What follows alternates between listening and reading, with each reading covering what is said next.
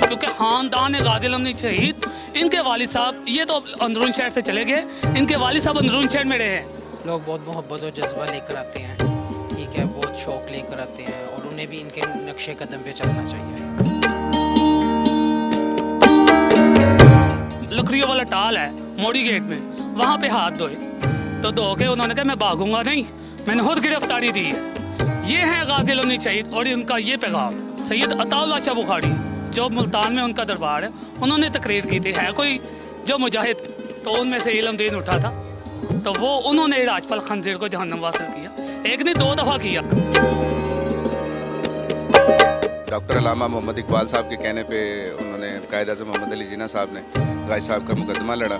चंडे नबी सल्लल्लाहु अलैहि वसल्लम दे नाल प्यार मैनू माशाल्लाह जी, ये देख सकते हैं, ये जो चीज़ें मैंने आज खुद पहली दफ़ा देखी हैं और ये मैं अपने लोगों तक पहुंचाना चाहता हूँ। बिस्मिल्लाहिर्रहमानिर्रहीम, अस्सलाम वालेकुम नाज़रीन, आप देख रहे हैं PNN न्यूज़ और मैं हूँ बिलाल ज़फ़र।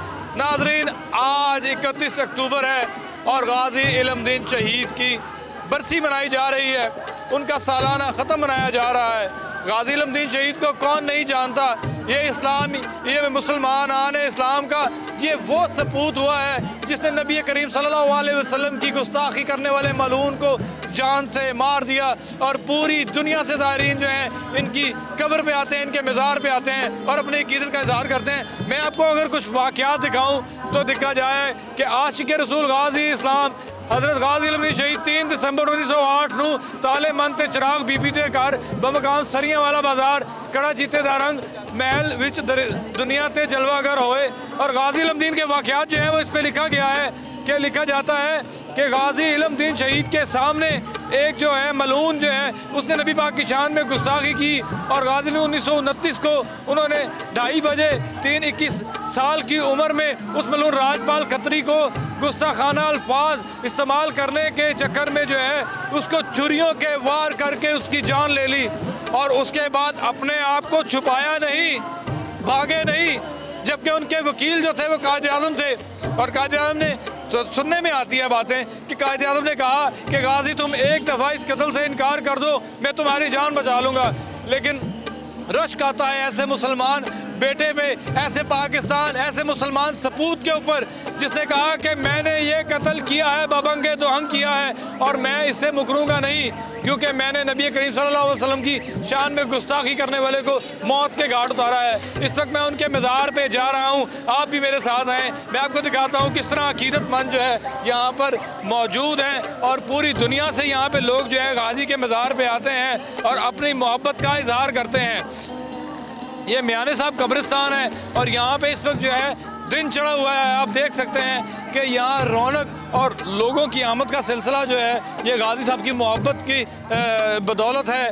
और यहाँ पे गाज़ी साहब की तस्वीर जो है वो बड़ी खूबसूरती से सजाई गई हैं। यहाँ पे कब्रिस्तान जो है इस वक्त दिन का मंजर पेश कर रहा है, कब्रिस्तान लग ही नहीं रहा, यहाँ पे मेले ठेले का समा बना हुआ है, लोग बड़ी तादाद में जो है गाज़ी साहब के प्यार में यहाँ पहुँचते हैं। आइए आपको गाज़ी साहब के मज़ार का और लोगों से आपकी बात करवाते हैं।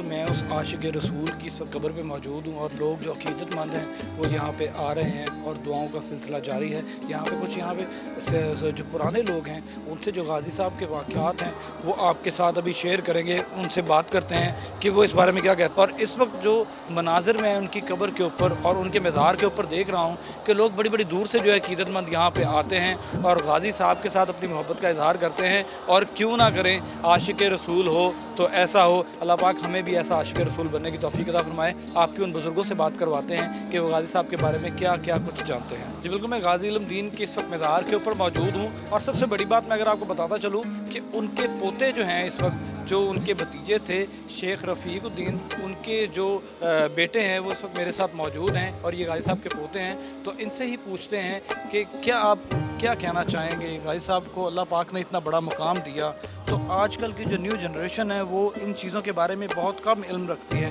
तो उनको बताने के लिए क्या बताएंगे कि ये सारा वाक़या क्या?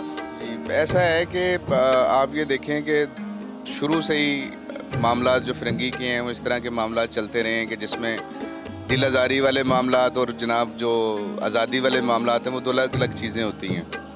ठीक है, तो उसमें ये है कि इसी तरह के एक जन्म वसल जो हुआ है राजपाल, उसने एक गुस्ताखी की, ठीक है, किताब लिखी जिसके अगेंस्ट जो है मुख्तलिफ उलमा ने खुतबात दिए, जिनमें गाजी साहब भी इंस्पायर हुए और उन्होंने जनाब जो है वो ये वाला वाक़या जो है ना रूनुमा हुआ, जिसमें अल्लाह ताला ने उन्हें इज़्ज़त दी और शहादत के मर्तबे पे फाइज हुआ।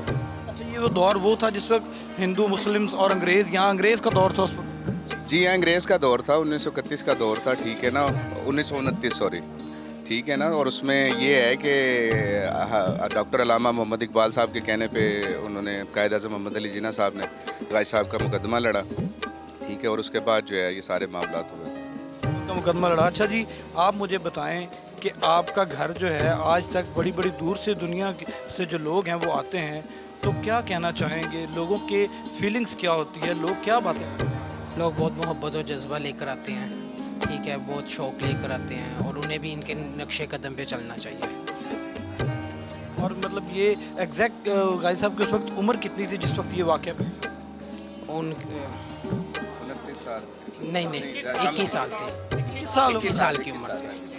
21 साल उम्र थी। ये मेरे अंदरून शहर लाहौर के रंगमहल में रहने वाले गाजी लमनी शहीद, महल्ला गाजी लमनी शहीद, उनके नाम पे इनके वालिद साहब ने, मेरे वालिद साहब ने मिलकर डिस्पेंसरी बनाई, मस्जिद बनाई।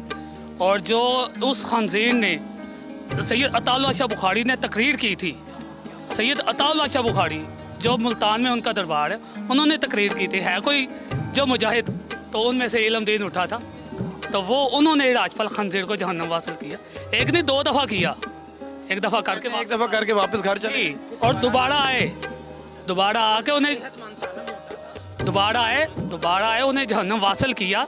और फिर जो है ना वो लकड़ियों वाला टाल है मोड़ी गेट में, वहाँ पे हाथ धोए, तो धो के उन्होंने कहा मैं भागूंगा नहीं, मैंने खुद गिरफ्तारी दी है।